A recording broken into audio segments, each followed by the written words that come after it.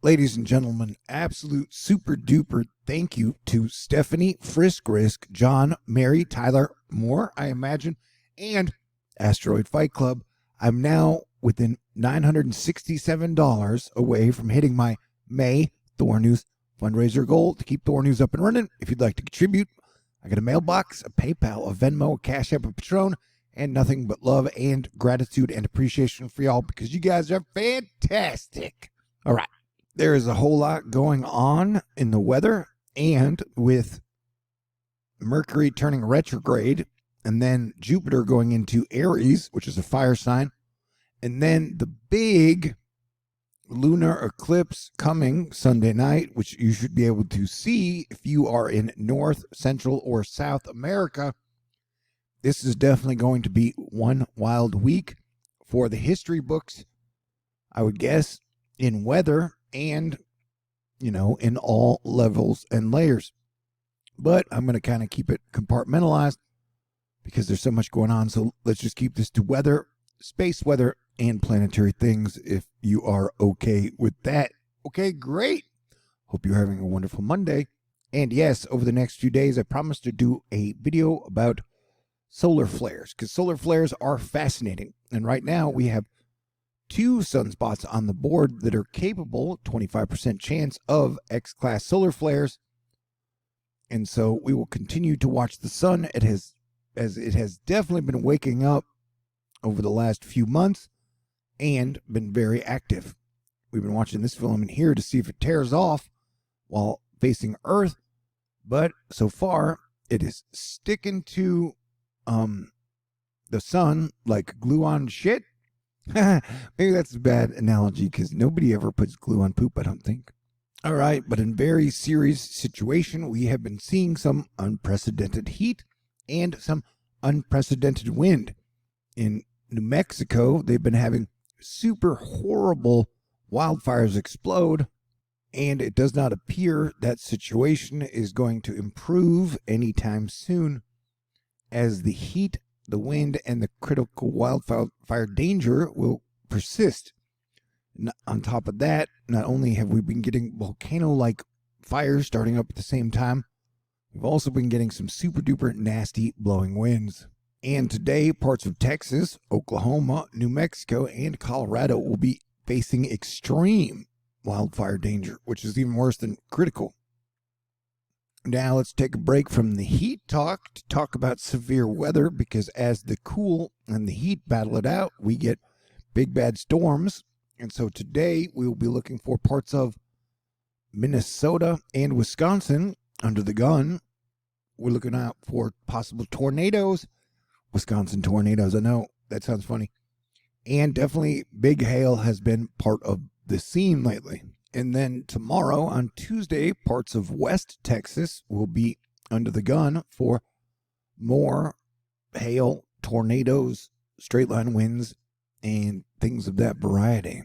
Then we jump back forward to Wednesday, and we're back into the Dakotas and Minnesota under the gun. And remember, there is super nasty river flooding going on up through here. So, this is going to be problems on top of problems. And then day 4, you get a yellow and an orange watch. And anytime you get an orange watch, any more than 3 days in the future, it's a rare occasion. And you should definitely watch out. So the Dakotas and Minnesota are going to be under siege from severe weather a lot this week. And this is just Thursday. So we have a lot of severe weather to watch out for in a lot of places over the next 4 days. But don't let all the heat fool you. It's still going to be cold and cool in some spots. Up in the Northwest, we are talking Oregon, Washington, Idaho, Wyoming, Montana, and even Nevada. You guys may be getting some snow over the next 48 hours. And then if you look down at the red, this shows the area that we will be watching in Texas for severe weather. So it's definitely going to be a wild week, and pretty please buckle up. So here's your super nasty critical wildfire danger. And then here you're getting some pretty decent wind events happening. And we can see here on the wind map that, yeah, there's definitely a lot of wind the old, ancient, invisible friend of ours, although sometimes some people could say that it caused problems, getting pulled up to the Minnesota, Dakota, kind of north central USA, and I would guess parts of Canada. So, and then we got a chance for coronal mass ejection impact on May 10th, which will be the day that Mercury goes retrograde, Jupiter goes into Aries, and a magnetic filament on the sun may erupted on the 7th, hurling a coronal mass ejection into space, and it may be delivering a glancing blow to Earth's magnetic field on May 10th, causing our protons to be a little extra charged. Man, the sun has definitely been popping off solar flares and coronal mass ejections in the last few months. The sun has definitely been getting active and waking up and getting ready for, I guess, a hot stellar summer. Here, as Jacob Feuerstein points out, 5% chance of a river floodnado in the Dakotas and Minnesota. Mother Nature trying to help cool down India, who's been going under a super horrible heat wave for a few weeks now. Here has tropical cyclone Asani, weakened slightly from cyclone status, heading towards offshore India. So that's bittersweet because it could cause some flooding problems after the heat. And look at these twin cyclones spinning. This one is under India and this one is right under it. This is a pretty crazy looking image. And you can see a whole lot of rain coming in through here. And this has been a very active volcano and earthquake region lately. And when Jupiter enters Aries, we'll be on the lookout for major volcano eruptions, and especially over the next few months. But yeah, these are definitely crazy days, and we are getting closer to hurricane season here in the US of A. And being a Texan in Texas, I can definitely verify that it has been getting a whole lot hotter. 112-degree weather shattered records in Texas on Saturday, setting off a prolonged heat wave that will expand through much of central United States of America. So yeah, everybody buckle up. I've got a feeling it's going to be a weird hurricane season. Hopefully the atmospheric defense team continue to do an excellent job. Darwin asking for the strongest of the hail to survive. All right, that joke was dumb. Yeah, this is in Minnesota, the Twin Cities. You know, and big legacy-sized hail has been on the map and the menu for the last few weeks, and that trend will probably continue. And just weird that here in Texas, ERCOT giving us daily updates like, yeah, we think the power grid might possibly hold today. I was like, okay, great, thanks, man. But significant early season heat continues to be a talking point for ERCOT. You know, I don't know, man. It's our power grid feels like from the 20s or some shit. Anyway, big heat coming days 6 through 10 and days 11 through 15. So it's like a tale of 4 seasons. Someplace it's winter, someplace it's spring, someplace it's summer, and some places it's fall.